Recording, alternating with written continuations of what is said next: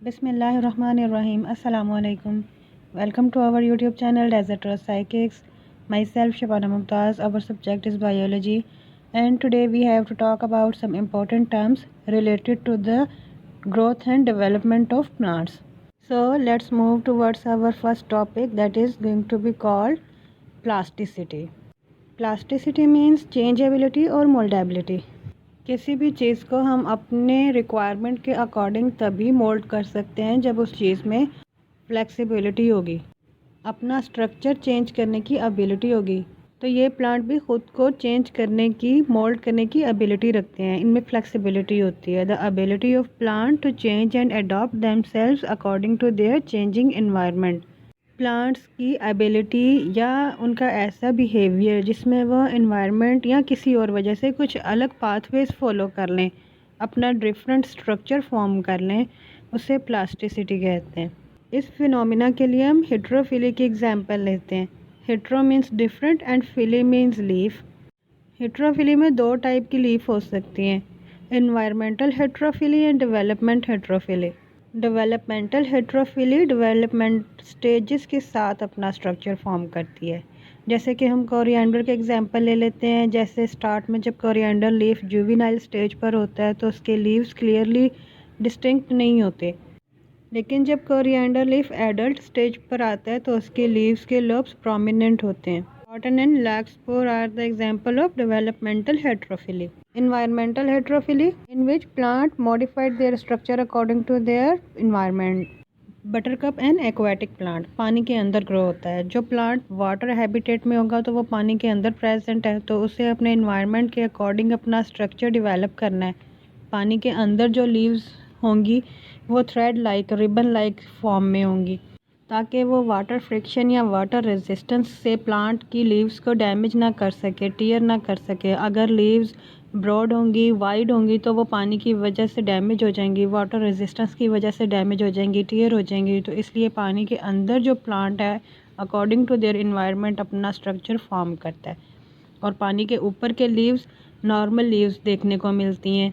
पानी के ऊपर के लीव्स अपने इन्वायरमेंट के अकॉर्डिंग देखने को मिलेंगी, फुली एक्सपेंडेड लैमिना के साथ। इन्वायरमेंटल हेट्रोफिली में प्लांट अपना स्ट्रक्चर अपने इन्वायरमेंट के अकॉर्डिंग मॉडिफाई कर लेते हैं, डेवलप कर लेते हैं, ताकि वो सरवाइव कर सके। Now let's move towards our next topic, that is going to be called photoperiodism. अगर हम इस टर्म को ब्रेक करें तो ये photo means light and period mean duration. ये टर्म हमें ये एक्सप्लेन कर रही है कि लाइट और पीरियड का प्लांट्स की ग्रोथ एंड डेवलपमेंट पर क्या असर होता है। लाइट का टाइम ड्यूरेशन डिपेंड करता है कि how long is day and how short is night. तो बेसिकली ये टाइम ड्यूरेशन ही प्लांट पर अफेक्ट करता है। फोटो पेरियोडिज्म प्लांट का रिस्पॉन्स है to the change in the day और night length. Plants require periodic exposure to light to induce flowering in called photoperiodism. किसी भी लिविंग ऑर्गेनिज्म में कुछ टाइम तक लाइट का एक्सपोजर किया जाए कंटिन्यूसली तो उसकी बॉडी में रिस्पॉन्सली कुछ चेंजेस अकर होती हैं, जिसे कहते हैं फोटो पेरियोडिज्म। प्लांट्स में सबसे ज़्यादा remarkable prominent photo periodic reaction commencement of flowering है, स्टार्टिंग ऑफ फ्लावरिंग है। Site of perception of light हैं लीव्स। लीव्स में लाइट पड़ती है तो लीव्स सनलाइट को परसीव करते हैं, और एक फ्लोरिजन केमिकल कंपाउंड जिससे फोटो रिसेप्टर्स या फोटोक्रोम भी कहा जाता है, शूट एक्सिस को फ्लावर एक्सिस में चेंज करता है, तो प्लांट फ्लावर रिप्रोड्यूस करता है। प्लांट्स को 3 कैटेगराइज में डिवाइड किया गया है based on their response to photoperiodism. Long day plant, short day plant and day neutral plant. Long day plant require less darkness and long time duration to generate the reactions needed for the productions. जैसे कि इसके नाम से ही पता चल रहा है, long day plant means in plants को लॉन्ग सनलाइट की नीड होती है, लॉन्ग डे की नीड होती है। ये प्लांट लॉन्ग डे और शॉर्ट नाइट में फ्लावरिंग करते हैं, मीन्स इनकी फ्लावरिंग का बेस्ट सूटेबल सीज़न है समर सीज़न, क्योंकि हमें लॉन्ग डे और शॉर्ट नाइट समर सीज़न में ही देखने को मिलती हैं। Critical length of the day से अगर कम लाइट मिलेगी तो फ्लावर रिप्रोड्यूस नहीं होंगे, प्लांट फ्लावरिंग नहीं करेंगे। Critical length is basically number of hours of the light period, के जिससे कम अगर लाइट प्रोवाइड होगी तो शॉर्ट डे प्लांट फ्लावरिंग करेंगे, और अगर उससे ज़्यादा लाइट प्रोवाइड हो गई तो फ्लावरिंग शो नहीं होगी। Don't need uninterrupted short night for flowering. Long day plants को अगर रात को भी फ्लैश लाइट प्रोवाइड कर दी जाए तो ये फ्लावरिंग करते हैं। They don't mind.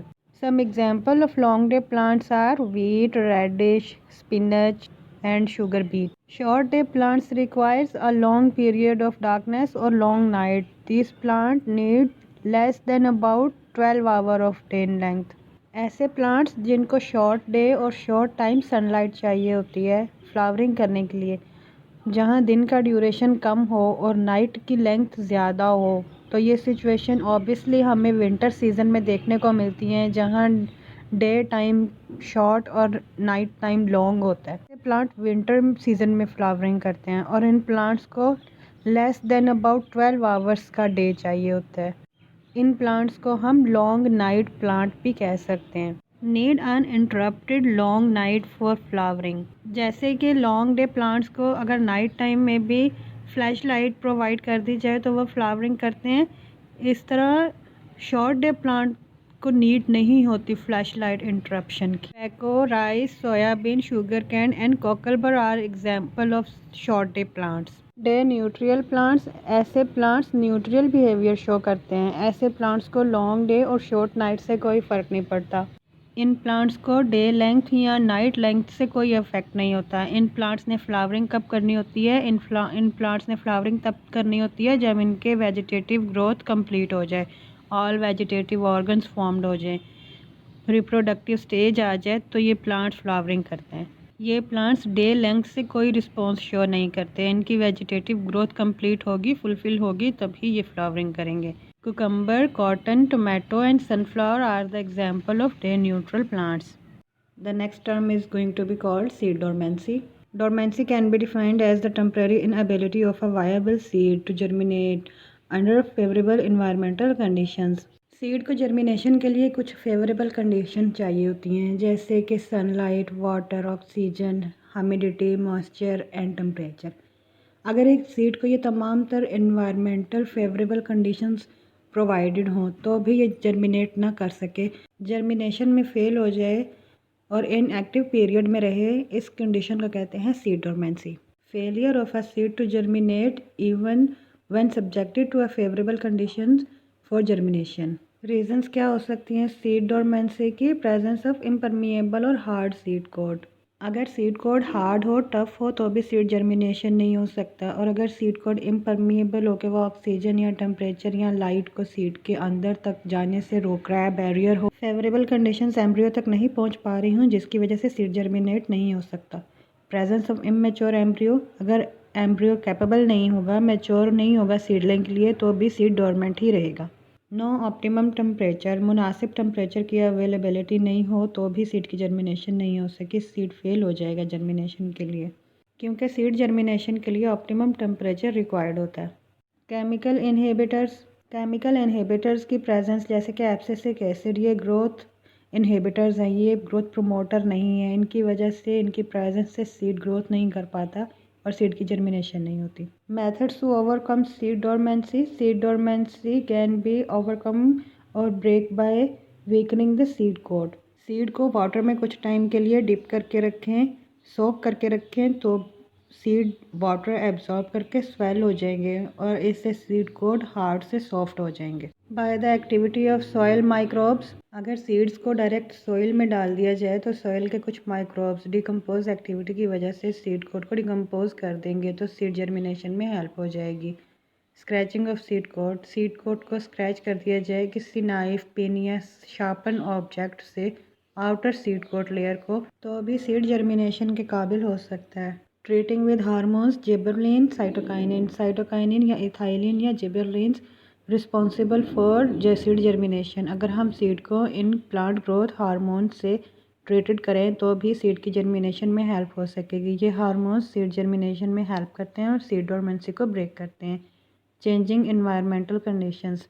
कुछ एक्सटर्नल फैक्टर्स को चेंज कर दिया जाए, मॉडिफाई कर दिया जाए, हो सकता है उससे लाइट और टेम्परेचर मुनासिब अवेलेबल हो तो सीड की डोरमेंसी ब्रेक हो जाए, सीड का इनएक्टिव पीरियड ब्रेक हो जाए और सीड की जर्मिनेशन हो सके। Importance of seed dormancy to survive in the soil. Seed dormancy seeds को कई सालों तक सॉइल में ज़िंदा रहने की एबिलिटी देती है, किसी भी नेचुरल क्लाइमेट्स की वजह से, किसी डिज़ास्टर की वजह से अगर ओल्डर प्लांट के ख़त्म होने के बाद नए पौधों की मुसलसल फ्राहमी को इंश्योर्स करता है, यकीनी बनाता है, क्योंकि अगर सीड्स होंगे तो ही नए प्लांट्स ग्रो कर सकेंगे।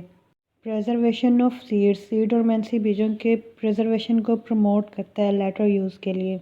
Advantages to desert plant, seed coat में present inhibitors dormancy desert plant के लिए बहुत फ़ायदेमंद साबित होती है। सीड डोरमेंसी सीड्स को कोल्ड या हाई टेम्परेचर में बगैर किसी नुकसान के सस्पेंडेड मूवमेंट में रहने के लिए परमिट करती है। ये था हमारा आज का लेक्चर। अगर आप हमारे चैनल पर नए हैं तो चैनल को लाइक, सब्सक्राइब और शेयर ज़रूर कर दें, और अगर कोई क्वायरी है तो वो भी आप कमेंट बॉक्स में पूछ सकते हैं। देखने और सुनने के लिए बहुत शुक्रिया। Thank you for watching. Take care.